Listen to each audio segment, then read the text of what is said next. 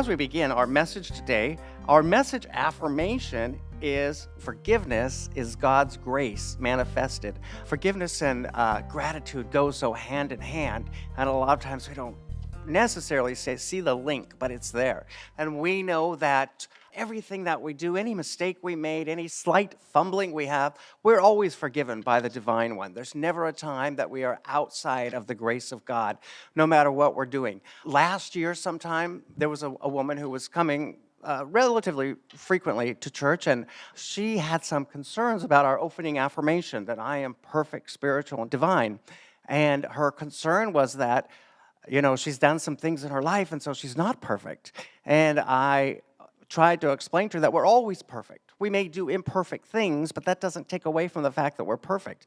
If you think about the human body, what a dynamic, incredible mastermind of a creation it is. All this stuff that's going on, and all of it just automatically, that a lot of times we don't even have to think about. Just that alone lets you know that you are something perfectly special and wonderful and divine because you were created, because all this stuff is going on.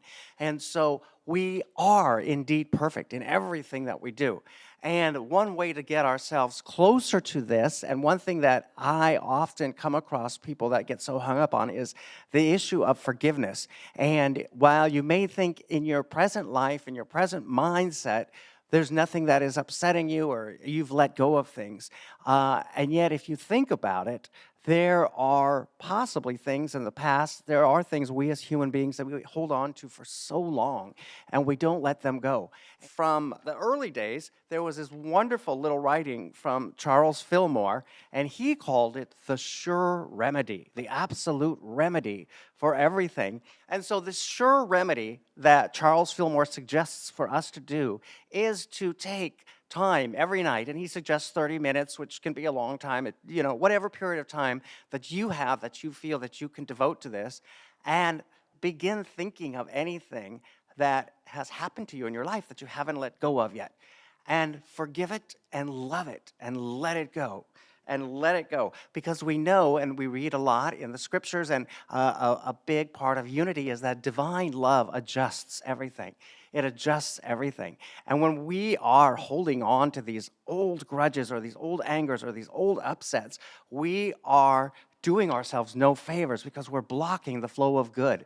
And it can be a silly little thing. Just, I think last week I got a message on my Facebook Messenger from a young lady I was in high school with. And she sent a message because if you're familiar with Facebook, sometimes something will pop up in your feed that says, oh, you might want to be friends with so-and-so. And there was this girl that they had been really good friends, but then there was something about the one was amorous with the other one's boyfriend, and I don't know. So the whole thing fell apart, and they became like the worst enemies. And so, she brought this up. She said, oh my God, I can't believe, is that girl still around?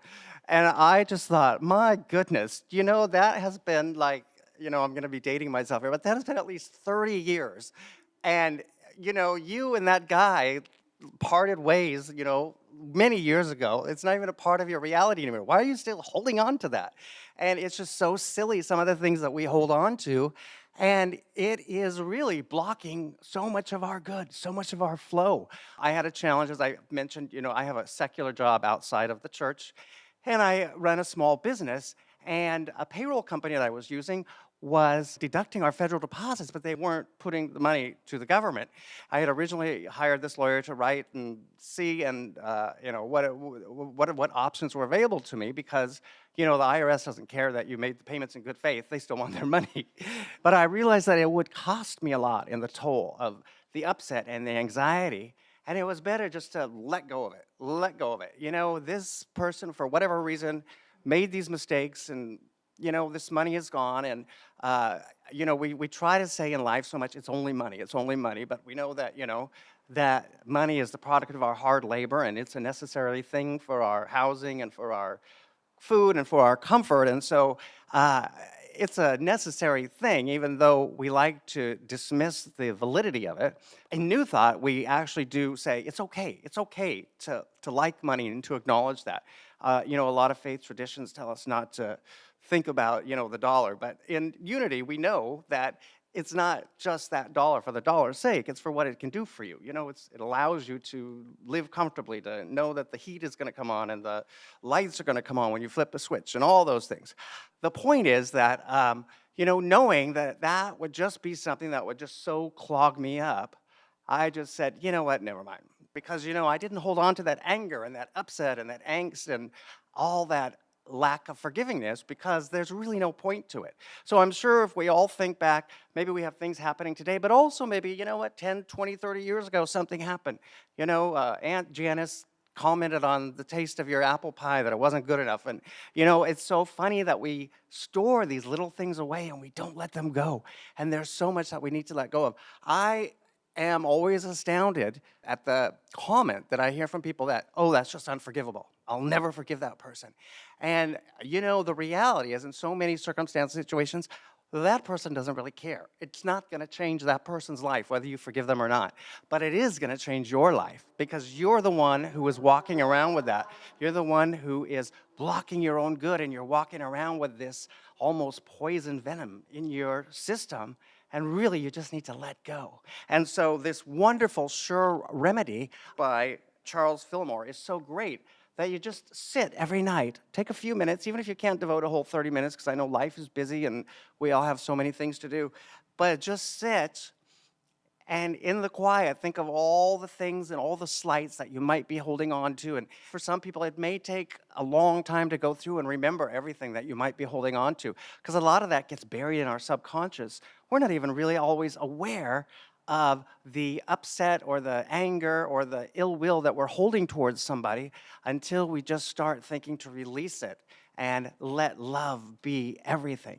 Just shine that light of love that is within you, because we know we're created of love. We are created of love. We're meant to be loving beings.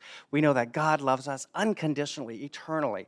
And so indeed, we too can be loving, wonderful people in all things, in all ways, despite appearances to the contrary. Whether somebody is mean and bitter to you, or somebody, my favorite example, somebody cuts you off in the freeway or in the supermarket. I guess that must happen to me a lot, because I always use that example. But anyways, let go of it. You know what? It doesn't matter. It doesn't matter. And as I mentioned, the reality is you're hurting yourself, not the other person. So there's so much that we can just sit nightly and think about different circumstances, situations that we're holding on to. And especially as we approach the Thanksgiving holiday, a time when we want to give thanks, one of the most wonderful things we can give thanks for is the love, that we are indeed created of love, that God loves us unconditionally, eternally, all through our time in this human life form. And then when we turn into spirit form, we are constantly the most beloved by our divine creator. And so that's a wonderful thing to be thankful for. And there's so many things to be thankful for. And one of them is knowing that indeed divine love is the great adjuster. And we get there by certainly in all things showing forgiveness and love, because forgiveness is God's grace manifested. And of course, only you can release and forgive these things. Nobody else has that power. And you don't want to let other people or other people's bad manners or bad decisions or whatever have that much power over your life. You just let go and move on and know that you are part of God's divine creation, and you are meant to have lives of great happiness and great health and great prosperity. And so the goal this week is to devote, as Charles Fillmore suggests, time every evening to sending loving, forgiving thoughts to all you have ever had any upset, anger, displeasure, ill will, or antipathy toward, yourself included, ourself included. It's so important, because so many of us may think about, okay, I can forgive everybody else, but gosh, why didn't I make this decision, or why did I make that bad decision? Sometimes we spend so much time not forgiving ourselves, and we can forget to put ourselves in that equation. So it's important to forgive ourselves as well as others, because you know that you are indeed perfect, spiritual, and divine. And I wish that I could have conveyed to this woman in a better way the fact that just because you do something that is imperfect doesn't change the fact that you are perfect. And so going back to this, yourself included, when you do this forgiving process on a nightly basis, for whatever time you can allocate. And in doing so, you will be allowing only good into your life. And so indeed, know that. And we know from our scripture lesson today, I don't know if you noted, but both of those meant to talk about the ability to forgive sins. And we know that from our New Scripture Testament lesson, this was a time when Christ was going around and he was healing people and he was also offering forgiveness. And some of the scholars, the religious and the legal scholars of the day were saying, well, that's blasphemous. You can't offer forgiveness. Only God can forgive.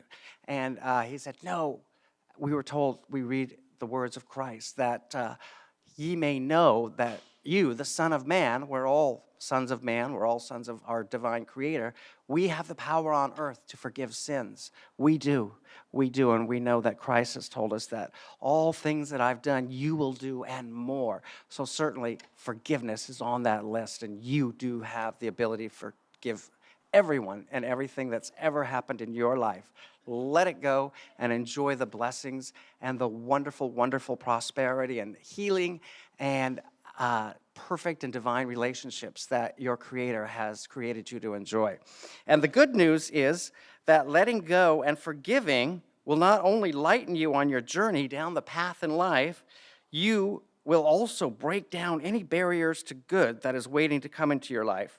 As God freely and lovingly forgives us, his divine creations, we too shall forgive all. So in all things, love and forgiveness. And so as you go into this wonderful time of Thanksgiving, as we celebrate Thanksgiving, of all the things that we have to be thankful for our ability to forgive, to know that we can go in and we can shed ourselves of all this baggage that is potentially holding us down because of our inability to forgive something. Because everything is forgivable. There's nothing that anybody can ever have done or said or attempted to do to you that you can't forgive, because your Father forgives you. Your Father, your divine Father, has forgiven you for all things.